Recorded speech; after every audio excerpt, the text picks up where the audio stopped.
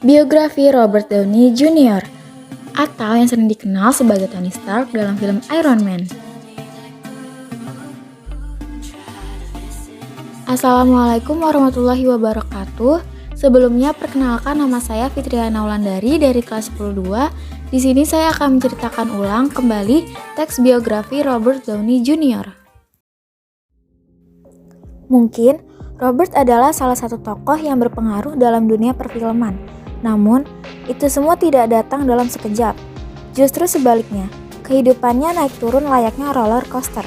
Bagaimana perjuangan Robert mengubah dirinya dari seorang narapidana menjadi seorang aktor Hollywood yang dikenal sukses?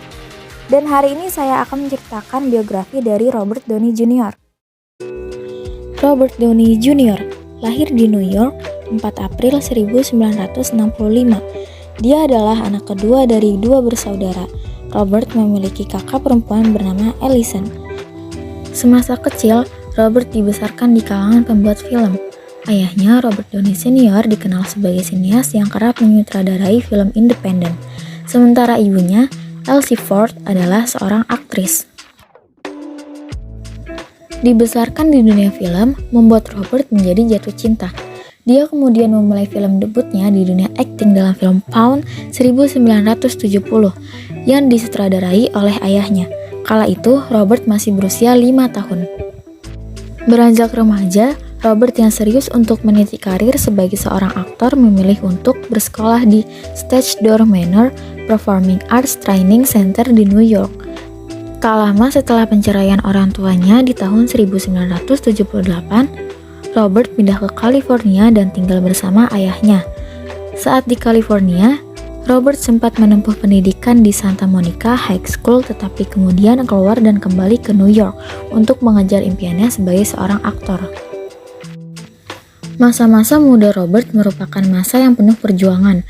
Saat berusia 20 tahun, Robert mendapat peran untuk bermain di acara televisi Saturday Night Live. Tahun 1992, nama Robert semakin dikenal usai berperan sebagai Charlie Chaplin di film Chaplin. Tentu saja, ketenaran di masa muda tidak langsung membuat Robert menjadi sukses. Bahkan, Robert justru terjerumus dan menjadi pecandu obat-obatan terlarang. Tak lama setelah itu, Robert pun mengungkapkan sisi gelapnya bahwa dia telah menjadi pecandu sejak berusia 8 tahun. Robert menambahkan kalau ayahnya lah yang pertama kali memberikan obat-obatan tersebut, karena ayahnya juga seorang pecandu. Berikut video dokumentasi Robert saat di sebuah persidangan. And for nearly 1 year. Okay, I believe that concludes proceedings. For past several years, he's just going through the revolving door of rehab program and being arrested, which is too sad. Such a bright person, and he's not a criminal. Tak hanya ditangkap karena kepemilikan heroin dan kokain, dia juga ditangkap karena memiliki senjata ilegal.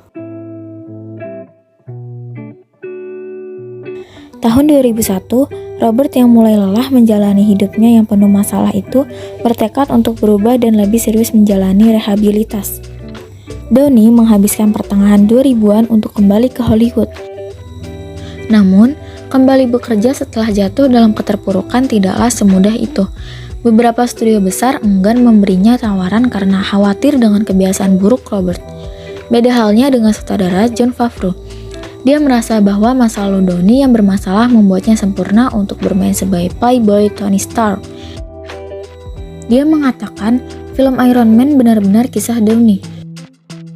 Marvel skeptis sempat menolak ide itu beberapa kali ketika Favreau mempresentasikannya kepada mereka.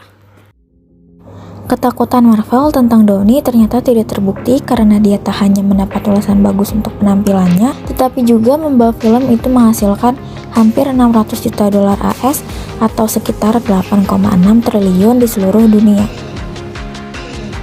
Dengan hanya satu film, Downey kembali ke jajaran aktor papan atas Hollywood. Kisah perjuangannya memberikan alasan yang cukup kuat untuk saya memilihnya. Hebatnya, Robert Downey dapat mengubah hidupnya secara permanen ketika dia berusia 38 tahun dengan mengatasi kecanduan narkoba. Dari perjuangan Robert, saya dapat mengambil kesimpulan bahwa manusia adalah tempatnya salah, tetapi setiap orang mungkin mempunyai kesempatan kedua yang perlu dimanfaatkan sebaik mungkin. Cukup sekian teks biografi dari saya. Mohon maaf bila ada salah kata. Wassalamualaikum warahmatullahi wabarakatuh.